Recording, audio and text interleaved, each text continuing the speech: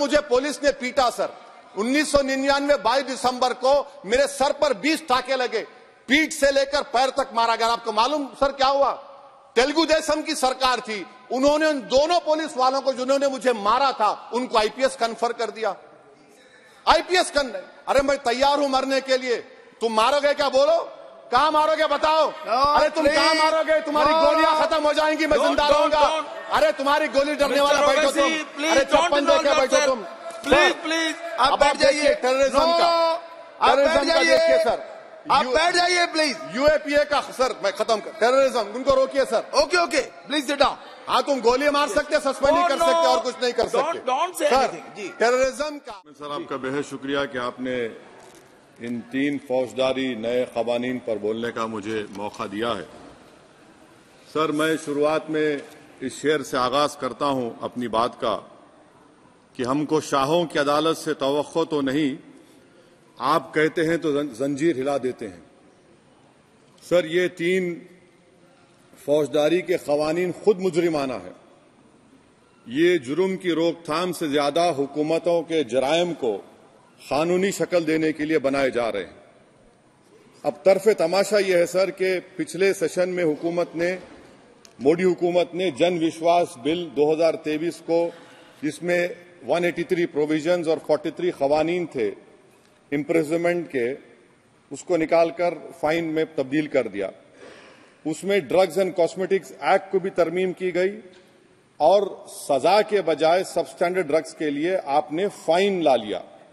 तो मैं ये बोलना चाहूंगा सर कि सबस्टैंडर्ड ड्रग्स के मैन्युफैक्चर के लिए आपने जेल के बजाय फाइन उसमें तब्दील कर दिया तरमीम करके। तो ये जरूरी है बोलना इस ऐवान में कि जन विश्वास के नाम पर आपने इस सबस्टैंडर्ड ड्रग्स से आवाम को खतरे में डाल दिया।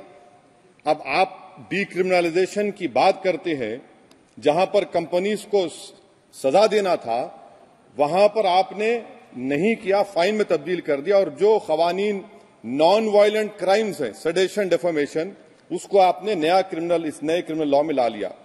तो सर ये बात साफ हो गई कि जन के लिए अविश्वास, धंधे के लिए विश्वास, ये इस हुकूमत का नया मंत्रा है।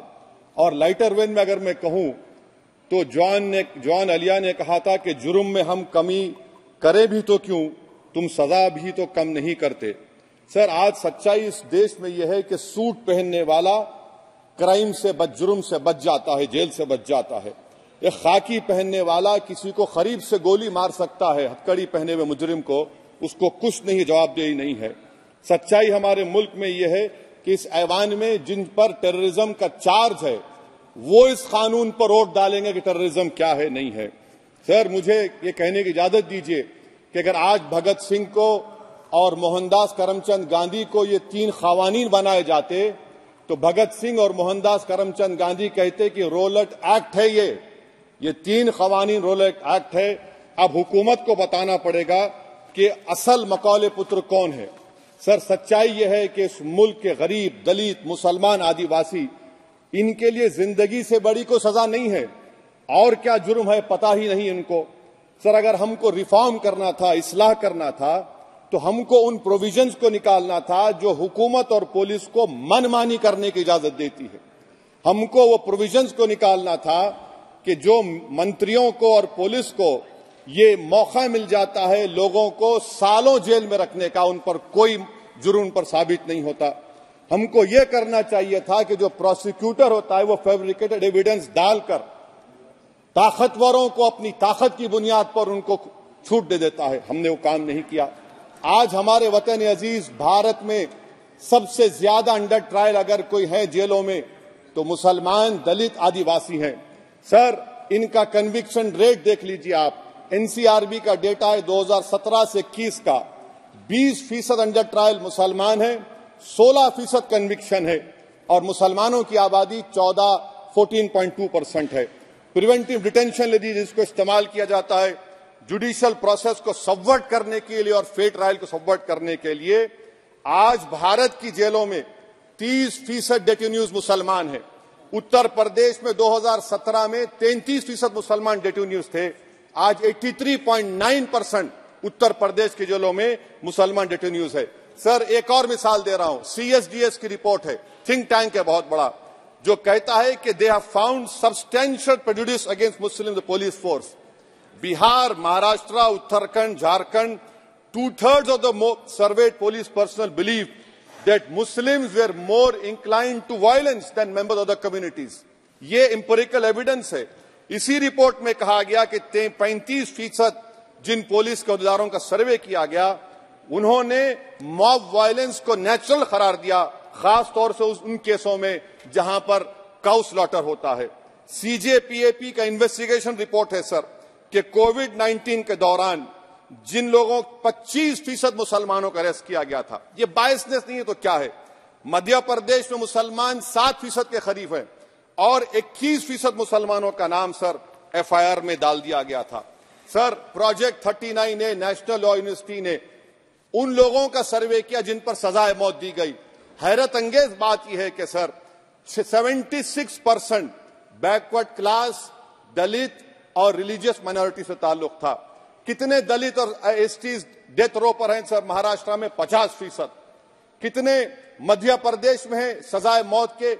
36% दलित और आदिवासी। कर्नाटका में 36%, बिहार में 31%, झारखंड में 30%, गुजरात में 19 लोग जो सजाए मौत के इंतजार में हैं, 15 मुसलमान हैं। केरल में 60% जो सजाए मौत के मुलजिम है रिलीजियस माइनॉरिटीज है। सर आखिर इस देश में कब तक ये चलता रहेगा कि अनस्पोकन रिजर्वेशन उन लोगों के लिए, उनके पास पूरा पॉलिटिकल पावर है, और एक अनस्पोकन रिजर्वेशन है दलित, मुसलमान, आदिवासियों के, इनको जेल में रहना पड़ता है। कि आखिर ये कैसे मुमकिन है सर कि आलाजात के जो अक्सरियती तबके के लोग हैं उनके पास सियासी ताकत है, माशी ताकत है, सोशल ताकत है, और मुसलमान और दलित आदिवासी जेलों में पड़े रहते हैं। अरे अगर आप 3 कानून लाकर इस्लाह कर रहे हैं तो कौन सा इस्लाह है? आप तो ताकतवरों का रिफॉर्म कर रहे हैं, गरीबों को इससे क्या फायदा हो रहा है?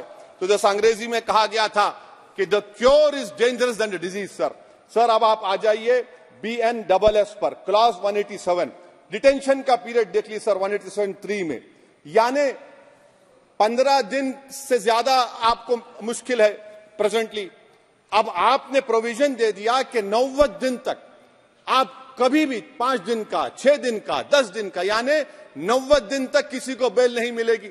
और हैरत अंगेज बात यह है कि UAPA के कानून में जिसको जेल में डाला जाता है UAPA में, 30 दिन के बाद एक सुपरिटेंडेंट ऑफ पुलिस को कोर्ट में एफिडेविट देना पड़ता है कि क्यों आप पुलिस कस्टडी ले रहे हैं जेल से।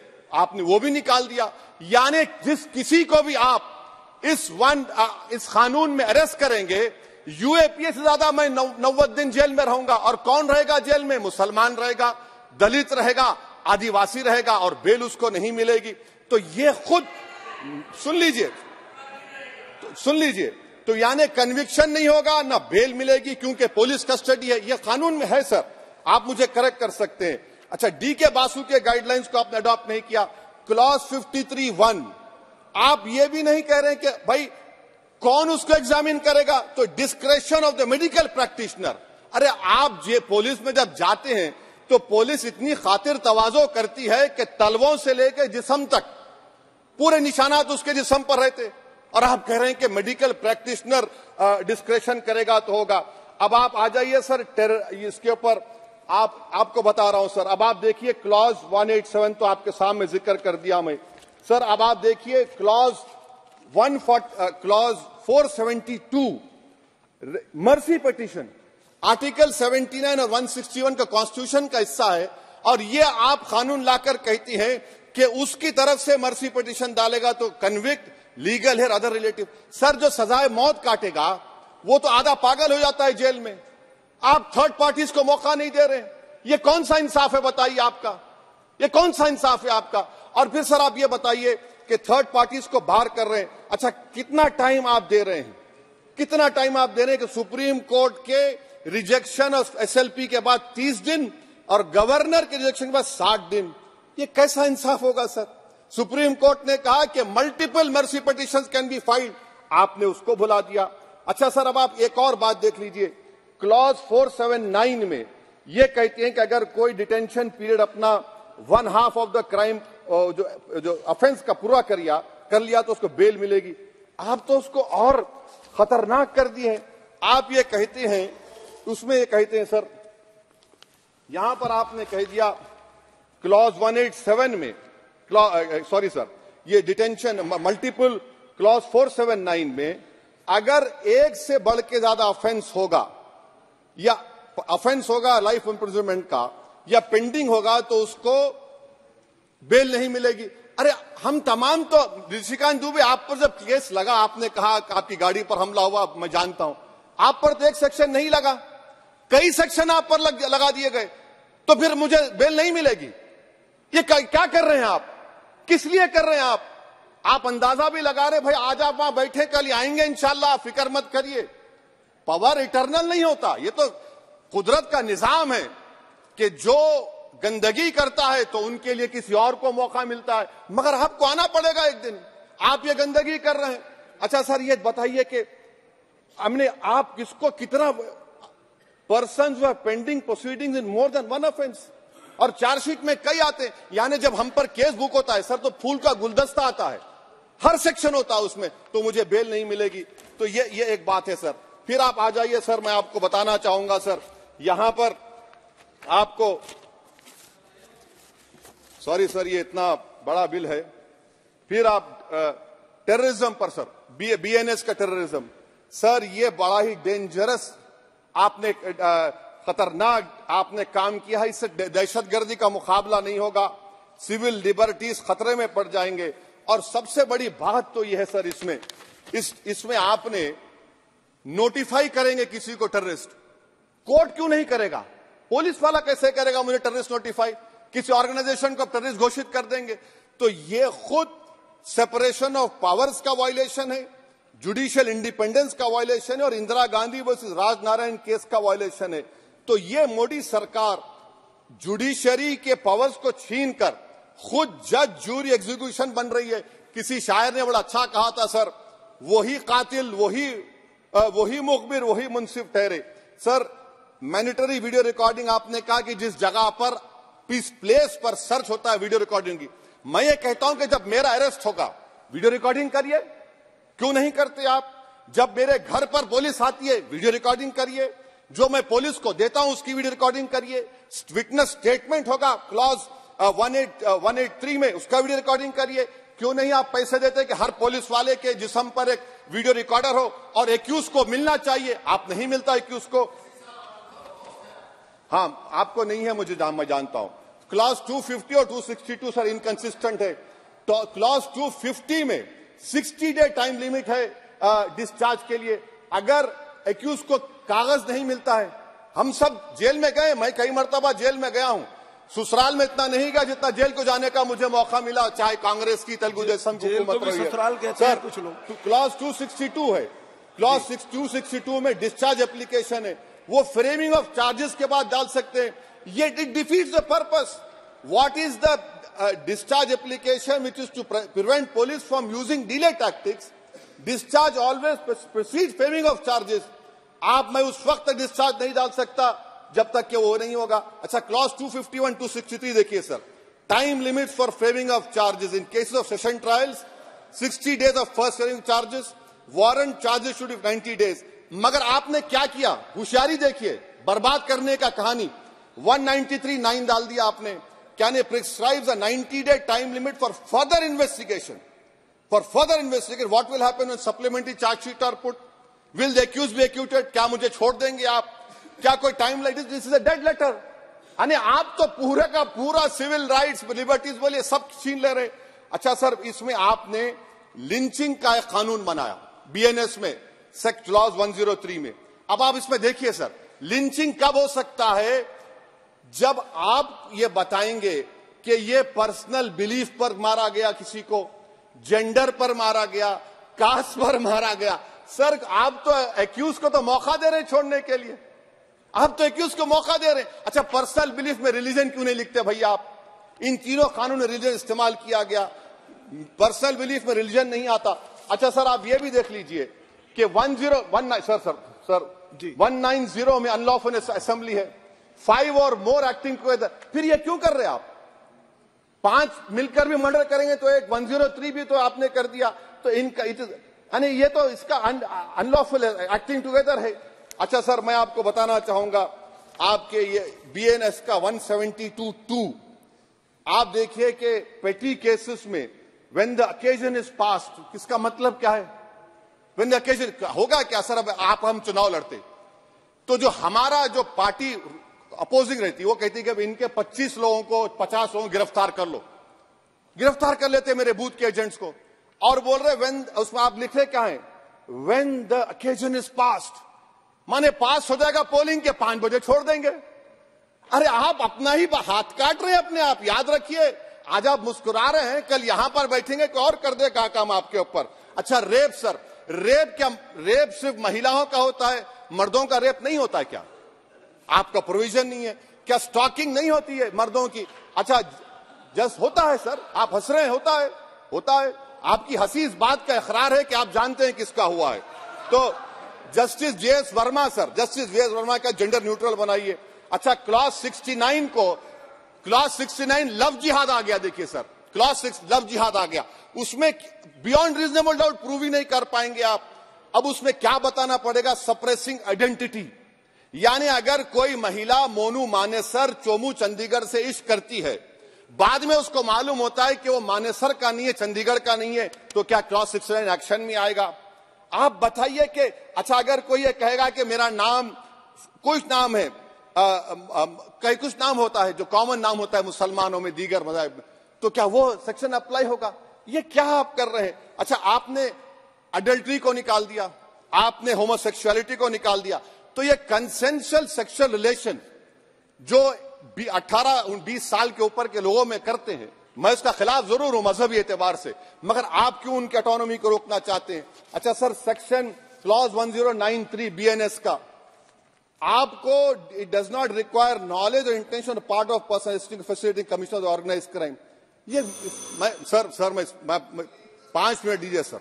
सर बीएनएस का सेडेशन पे देख लीजिए, सेडेशन को आपने दोबारा ला लिया, लफ्ज सेडेशन इस्तेमाल नहीं किया आपने।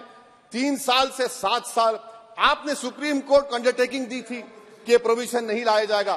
तो चेयरमैन सर, यहां पर हिंदी के बहुत मशहूर कवि का वो शेर मुझे याद आ रहा है, मैथिली शरण गुप्त का, कि राज्य को यदि हम बना लेंगे भोग तो बनेगा वो प्रजा का रोग, फिर कहूं मैं क्यों ना उठकर हूं आज मेरा धर्म राजद्रोह। कार्ल मार्क्स ने कहा था sir, history repeats itself first as a tragedy, second as a farce. आप क्लॉज 195(1)D देखिए, it criminalises the making of publication of false and misleading information jeopardising sovereignty integrity of India. Vague है, यानी जो कोई भी पत्रकार investigative journalism लिखेगा आप उसको इस्तेमाल कर लेंगे और जेल की सलाखों में उसको डालकर आप सड़ा देंगे। सर मैं आपको और एक बात बताना चाहूंगा कि रैश एंड नेग्लिजेंट एक्ट जो आईपीसी में था 2 साल थे, 304, आप उसको बढ़ाकर 5 साल कर दिए 1061 में, बीएनएस 1 में। और rash and negligent driving 304 IPC में था 2 साल की सजा, आपने 10 साल कर दिया। ये क्रिमिनल जुरिस्प्रूडेंस का हिस्सा नहीं है। अच्छा क्रिमिनल ऑर्गेनाइजेशन, उत्तर प्रदेश में यूपी गैंगस्टर एक्ट में एक चार्जशीट में गैंगस्टर एक्ट लगता। सर आप बताइए फिर यूएपीए का क्या होगा, पीएमएलए का क्या होगा, महाराष्ट्र मको का क्या होगा, गुजरात के कोका का क्या होगा? आप ये सब कानून रख रहे हैं और एक पुलिस वाले को आप ये तमाम कानून की इजाजत देंगे? याद रखिए, जिंदगियां बर्बाद करने का काम आप कर रहे हैं और सबसे बड़ा इसका नुकसान होगा। किसका नुकसान होगा? दलितों का, मुसलमानों का, आदिवासियों का। और वो पॉलिटिकल पार्टीज जो कल आज सत्ता में है, कल नहीं रहेंगे, वो बदले की भावना से काम करते हैं। सर मुझे पुलिस ने पीटा सर, 1999 22 दिसंबर को मेरे सर पर 20 टाके लगे, पीठ से लेकर पैर तक मारा गया। आपको मालूम सर क्या हुआ? तेलुगु देशम की सरकार थी, उन्होंने उन दोनों पुलिस वालों को जिन्होंने मुझे मारा था उनको आईपीएस कन्फर कर दिया। आईपीएस अरे मैं तैयार हूं मरने के लिए। तुम मारोगे क्या? बोलो, कहां मारोगे बताओ? अरे तुम कहां मारोगे? तुम्हारी गोलियां खत्म हो जाएंगी, मैं जिंदा रहूंगा। अरे तुम्हारी गोली डरने वाला बैठो तुम, अरे चप्पन देके बैठो तुम। प्लीज आप बैठ जाइए। टेररिज्म का देखिए सर, आप बैठ जाइए प्लीज। यूएपीए का सर मैं खत्म कर, टेररिज्म उनको रोकिए sir. Okay please sit down. हाँ तुम गोली मार सकते, सस्पेंड नहीं कर सकते और कुछ नहीं कर सकते सर। टेररिज्म का डेफिनेशन में आप देखिए, यूएपीए का सेक्शन 16 यूएपीए का सेक्शन 16 क्लॉज 113 में आ गया, यूएपीए का सेक्शन 15 क्लॉज 131 में आ गया। देख लेंगे उसको, देख लेंगे। यूएपीए का आपत्तिजनक अंश निकाल दिए जाएंगे। यूएपीए का क्लॉज 18 113(4) में आ गया, यूएपीए का क्लॉज 18 113(3) में आ गया, यूएपीए का क्लॉज 20 113(5) में आ गया, यूएपीए का सेक्शन 19 113(6) में आ गया। अरे भाई साहब, फिर क्या बचा है? आप यूएपीए से, मकोका से, गुजरात कोका से पीएमएलए सब ला लिए। तो स्पीकर सर, मैं अपनी बात को खत्म करने से पहले मैं उम्मीद कर रहा था कि मैंने वजीर दाखिला का एक स्टेटमेंट सुना था अमित शाह साहब का कि जब गुजरात के होम मिनिस्टर थे तो उन पर जुल्म किया गया, उनको दबाया गया। मगर हम ये समझ रहे थे कि जिस शख्स पर नाइंसाफी हुई है, जो वो क्लेम कर रहे हैं, तो कम से कम वो दूसरों से नाइंसाफी तो नहीं करेंगे। आप क्या कर रहे हैं? अरे ऐसे हजारों लोग हैं जिन पर जुल्म हो रहा है, ना उनके पास दलील है, ना उनके पास वकील है, ना उनके पास आजादी है। तो ये तीन सर मैं आखिर एक लव ये तीनों कवानीन हमारे मुल्क की जमहूरियत के लिए, इन गरीब तबकात के लिए नुकसानदेह साबित होगा। और ये सरकार को मैं चार्ज दे रहा हूं, आप चेक रिपब्लिक में निखिल गुप्ता बैठा है, लेके आओ ना उसको। कुलभूषण यादव पाकिस्तान में बैठा है, लेके आओ ना। कतर में हमारे फौजी बैठे, लेके आओ ना उनको। अरे कहां तुम्हारी देशभक्ति है?